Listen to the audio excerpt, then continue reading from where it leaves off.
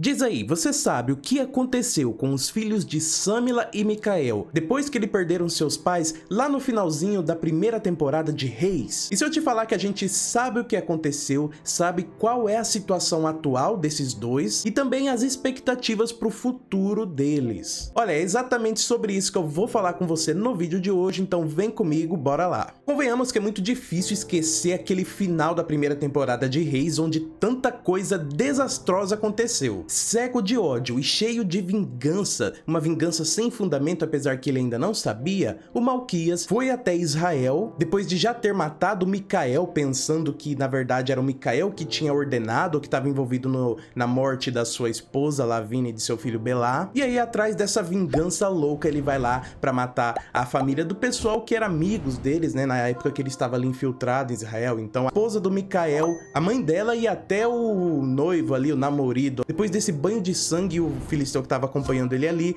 vem, eles percebem que estão ali os filhos da Lavínia e do Mikael, e o Malquias ele não mata os dois.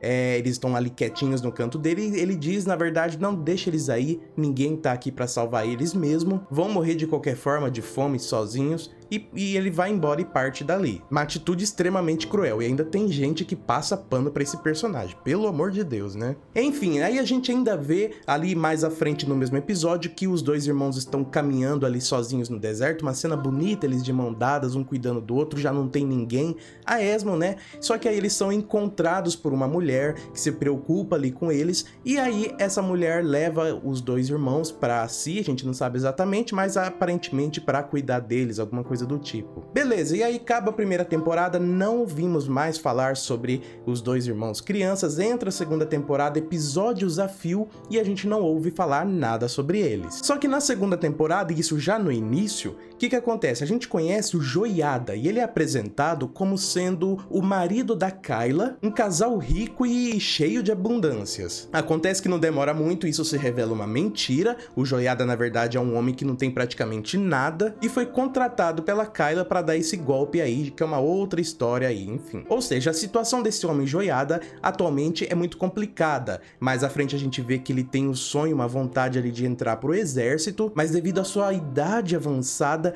ele é recusado pelo Abner, ele só aceita em um determinado momento ali na batalha, mas depois ele é dispensado, o que acaba com o mundo dele porque era o sonho dele, entrar pro exército. E naquela época isso era realmente uma grande honra para um homem daquele tempo, né? Lutar pelo seu povo, por Israel, por Deus. Claro que não necessariamente nessa ordem, não necessariamente todos esses motivos, né? Mas eram os principais motivos da época. Nesse meio tempo aí o Joiada também se aproxima de um amonita, Zeleque, né? Uma relação que começa conturbada, mas depois eles ganham a confiança, ele percebe que o Zeleque realmente é leal a Israel, apesar de ser amonita. E no final das contas ali na segunda temporada eles meio que se separam, né? Mas por que eu tô falando do Joiada? A gente vai entender. Acontece que também nesse meio tempo, depois que ele e o Zeleque ali em busca de umas moedas, um tesouro ali dos amonitas, eles cruzam o caminho da Ahava, que na verdade seria uma cananeia, né? E qual que é o X da questão aqui? Acontece que a Ahava, ela tem exatamente a feição de quem? Da Samila. Samila é essa que morreu há 50 anos atrás. E o interessante é que o Joiada, ao acolher a menina ali por um breve momento, ele diz que sente que já viu ela em algum lugar, que a feição dela é familiar para ele. E a gente sabe que aqui no universo de Reis, as pessoas, os descendentes, principalmente netos, bisnetos, geralmente trazem, né, no seu material genético a mesma feição. Não faria sentido então que essa menina fosse a filha da Samila, porque se passaram 50 anos, a menina tem uma cara aí de 30 anos no máximo, né? Então se não pode ser a filha, talvez então a neta da Samila. E aí a gente conhece logo depois a mãe dessa menina, que está num estado de saúde muito delicado, ela está numa situação também financeira muito complicada, ela se prostituía e ainda acaba se relacionando com esse trabalho, tendo esse trabalho ali em prol da filha, e essa sim a gente vê que ela tá numa idade aí que bate muito bem com esse período que se passou desde lá da Samila, né? Se passaram 50 anos, isso bate. Do Joiada, a gente não viu ele falando muita coisa sobre o seu passado, mas aqui, a mãe da Ahava, até por conta da própria Ahava querendo saber mais do passado da sua família, da sua mãe então conta o que aconteceu ali no seu passado antigamente. Ela diz que não lembra dos seus pais, de fato, aqueles dois irmãos eram muito pequenininhos. E ela diz também que a lembrança que ela tem é de que ela tinha um irmão e eles iam de casa em casa, de família em família, ou seja, eles nem mesmo conseguiam se relacionar e se familiarizar com figuras maternas e figuras paternas,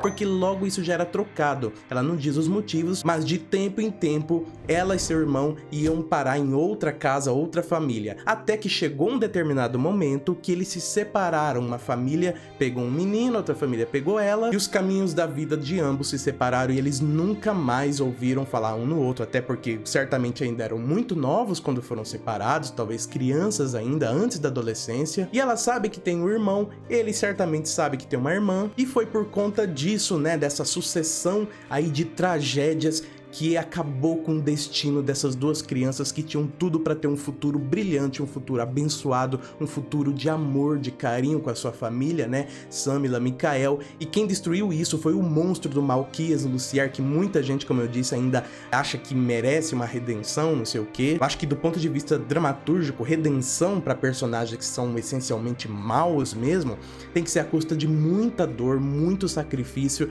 Se a autora aí, o pessoal, os autores de Reis, pretendem fazer isso com Lucier, que isso não seja de forma leve e branda pra ele, né? Porque ele simplesmente acabou com a vida desses dois irmãos. Olha a situação calamitosa que se encontra a mãe aí da Rava e o Joiada. Então aqui já fica claro que a mãe da Rava é sim a filha da Samila, óbvio, a filha dela, né, a neta da Samila é idêntica a Samila, é a mesma feição, e o Joiada também diz ali, olhando pra Rava, que é muito familiar o rosto dela, então obviamente a mente dele, o subconsciente, tá lembrando do rosto de sua mãe. Ele vê a sobrinha, que ele não imagina que é a sobrinha, e ele reconhece ali, tem uma familiaridade com o rosto de sua mãe, a Samila. Então a situação atual desses dois irmãos é essa, é uma situação muito complicada do ponto de vista material, para a mãe da Rava ainda mais, porque ela ainda tem um complicado estado de saúde, se submete à prostituição para tentar salvar a filha. Pelo que a gente sabe, ainda eles vão passar por mais obstáculos aí nos próximos episódios, nessa nova temporada de Reis, mas eu acho que depois desse final nada feliz que teve Samila e Micael lá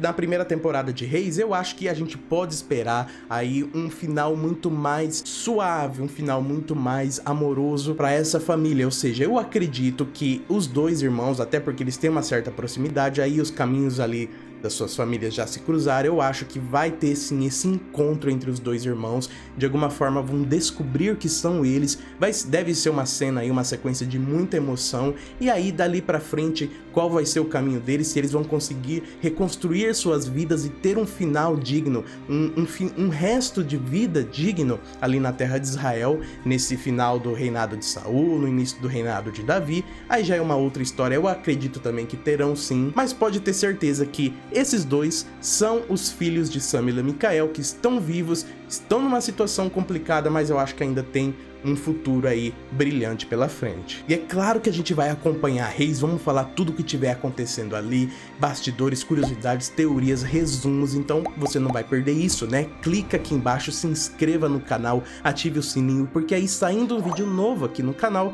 o que vai acontecer com você? Você vai receber uma notificação e vai assistir o vídeo aqui em primeira mão. Um agradecimento para a Fia e para a Inair, nossas apoiadoras aqui do canal, e elas têm vantagens exclusivas, por isso você também pode ter vantagens exclusivas apoiando o canal com uma quantia muito pequena a partir de R$ 2,99 ao mês, e já vai estar fazendo um bem danado pro nosso canal. Tô deixando aqui na tela essas duas opções de vídeos para você ficar um pouquinho mais com Falando de Bíblicas. Te vejo no próximo vídeo e Shalom!